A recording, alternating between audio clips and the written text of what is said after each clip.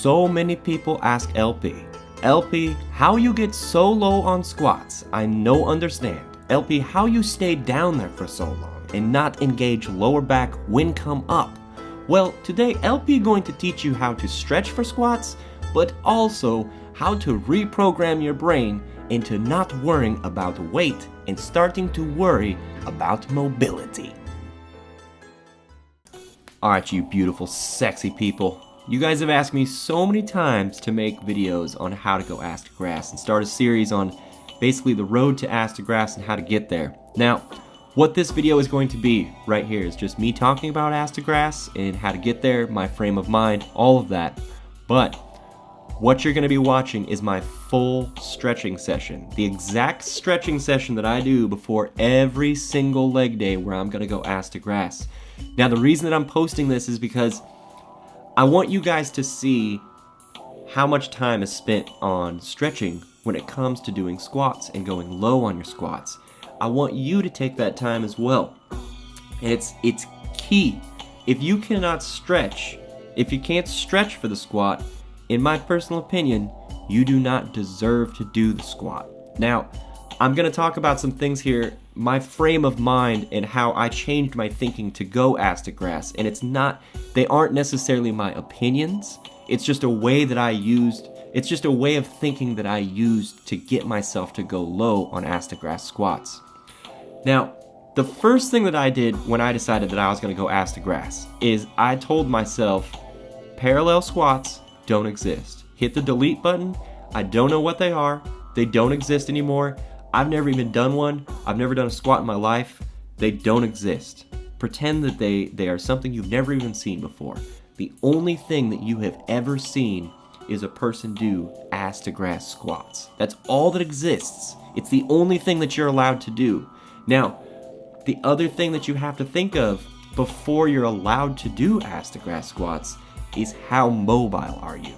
And until you're mobile enough to actually get down that low, you're not allowed to put any weight on that bar. You're not allowed to even squat a bar. You have to get down there and do that squat first with your body weight. And you have to be able to sit there for a second.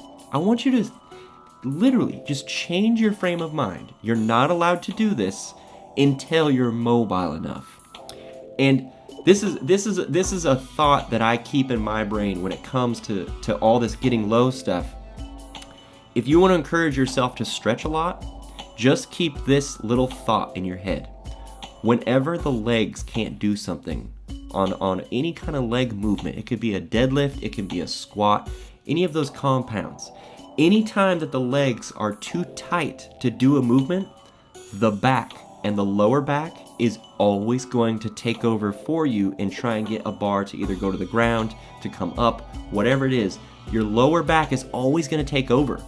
So as you stretch, as you worry about your mobility in your legs, I want you guys to think about that. Every single stretch is saving your lower back.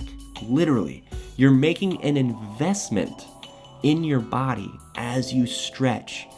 Every single second, every little moment that you're stretching, you are investing in yourself and preventing injury later, guys. This is so important. And I can't tell you how frustrated that I get when I see people. They tell me that they stand at a job for 8 hours and they're on their feet for 8 hours, and yet you do not ever see these people stretch. You don't see them stretching their IT bands. You don't see them stretching your quads, hamstrings, calves, anything. They don't stretch any of it. And yet they complain about how tight they get at their job.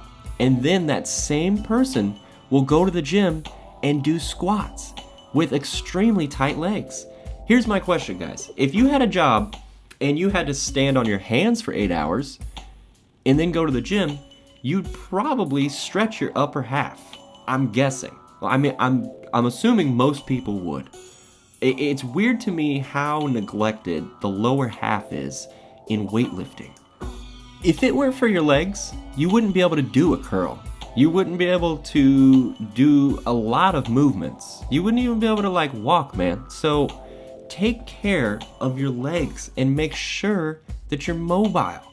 This is so important, guys. Look at stretching like Look at stretching like a coupon, except the coupon is for your back lasting longer in life. It's just that simple. It's an investment, guys. It's an investment in you. It's an investment in yourself. If you're important to yourself, you will stretch your legs. You'll stretch your lower back. You're gonna make sure that your hips are mobile. It's so simple. And I hate to get very passionate about this subject, but it's the first step to all this stuff, to all the Ass to Grass movement, all powerlifting, everything.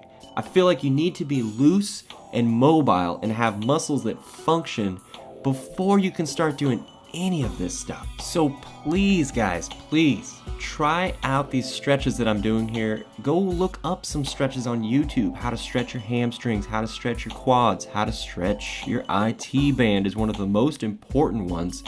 Do some research. I don't want to be your main source of information. Do some research on your own and find some good leg stretches. Do them. Practice them. Start implementing them. This is the #1 first step to doing Ass to Grass squats, guys. I cannot tell you how important stretching is.